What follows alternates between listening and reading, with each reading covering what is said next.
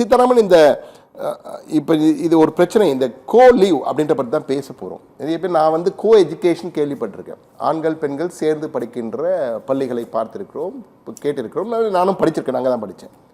இப்போ கோ லீவ்னு ஒரு கல்ச்சர், ஒரு கலாச்சாரம், கோ லீவ் என்ற ஒரு கலாச்சாரம் தற்போது பெருகி வருகிறது. இந்த கோ லீவ் கலாச்சாரம் என்ன, இப்போ இந்த ஹாஸ்டல்ஸில் எப்படி அந்த கோ லீவ் கலாச்சாரம் எவ்வளோ பெரிய பாதிப்பை ஏற்படுத்துது, தாக்கத்தை ஏற்படுத்துதுன்னு நீங்கள் சொல்ல முடியுமா? ஆமாம் சார், வணக்கம். கோலீவ் விடுதிகள் என்பது என்னவென்றால், முகம் தெரியாத ஆணோ பெண்ணோ, முகம் தெரிந்த ஆணோ பெண்ணோ, திருமணமான ஆணோ பெண்ணோ, திருமணம் ஆகாத ஆணோ பெண்ணோ, யார் வேண்டுமானாலும் எப்படி வேண்டுமானாலும் அறைகளை எடுத்து தங்கலாம் என்பதுதான் கோலீவ்.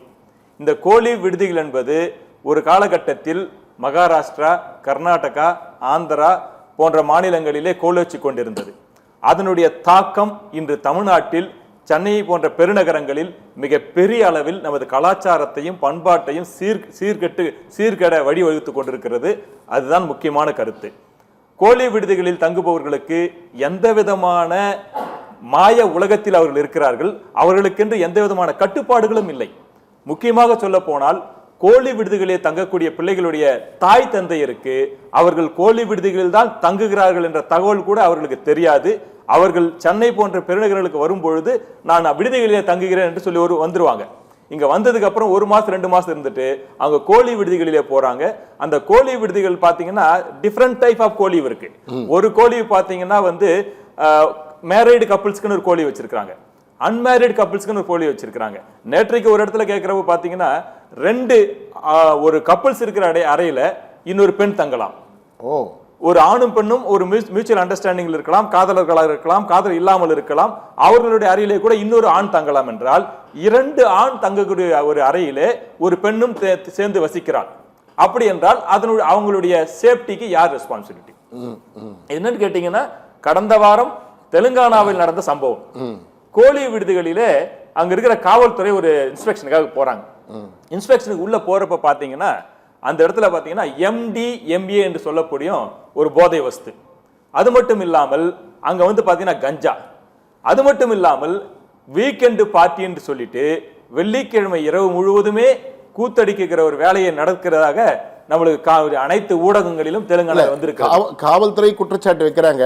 இது போன்று நிறைய குற்றச்சாட்டுகள் இப்ப இந்த கோலிவில் தான் இருக்க, தனி ஹாஸ்டல்லே இருக்கின்றது பல குற்றச்சாட்டுகள் இருக்கு. இருந்தாலும் எட்வின், நீங்க தகவல் தொழில்நுட்ப இருக்கீங்க. எனவே தகவல் தொழில்நுட்பம் இந்த காலத்துல எவ்வளவு பெருது, சமூக வலைதளங்கள் எந்த பங்காற்றுதுன்னு தெரியும். ஒவ்வொருத்தரையும் சேர்க்கறது தொலைக்காட்சியை விட அதிகமாக சமூக வலைதளம் தான் இருக்கு. எனவே அந்த வகையில இந்த கோலிவ் கலாச்சாரம், கோ எஜுகேஷனை பற்றி பார்த்துருக்கோம், கோ லிவிங், அதான் கோ லீவ் ஆயிடுச்சு. இந்த கோலிவ் கலாச்சாரம் எந்த அளவுக்கு சமூக வலைதளங்களில் இளைய தலைமுறையை பாதிக்குது, தாக்கத்தை ஏற்படுத்துன்னு நினைக்கிறீங்க? இன்னைக்கு கோலிவ் கலாச்சாரத்தில் நம்ம குறிப்பிட வேண்டிய இன்னொரு விஷயம் என்ன அப்படின்னு கேட்டிங்கன்னா, இன்னைக்கு சமூக வலைதளங்களை தாண்டி நிறைய பேரண்ட்ஸுக்கு தெரியாமல் கோலிவ் அப்படின்றது எல்லா பேரண்ட்ஸும் என்ன நினச்சிட்டு இருப்பாங்கன்னா, நம்மளுடைய ஒரு ஹாஸ்டலோட நேம் தான் கோலிவ் அப்படின்னு சொல்லி நினச்சிட்டு இருக்காங்க. பட் அது இல்லை அப்படிங்கிறது நிறைய பேர் பேரண்ட்ஸுக்கு இந்த விஷயங்கள் தெரியறதில்ல. என்ன நினச்சிருக்காங்க, நம்ம பிள்ளை ஒரு ஹாஸ்டலில் தங்கியிருக்கு, நம்ம பையன் ஒரு நல்ல ஹாஸ்டலில் தங்கியிருக்கான் அப்படின்ற ஒரு மனநிலையில் இருப்பாங்க. பட் இன்றைக்கி அவங்க தங்கியிருக்கிற இடம் கோலிவ் ஹாஸ்டல் அப்படின்றது நிறைய பேரண்ட்ஸுக்கு தெரியறதில்ல.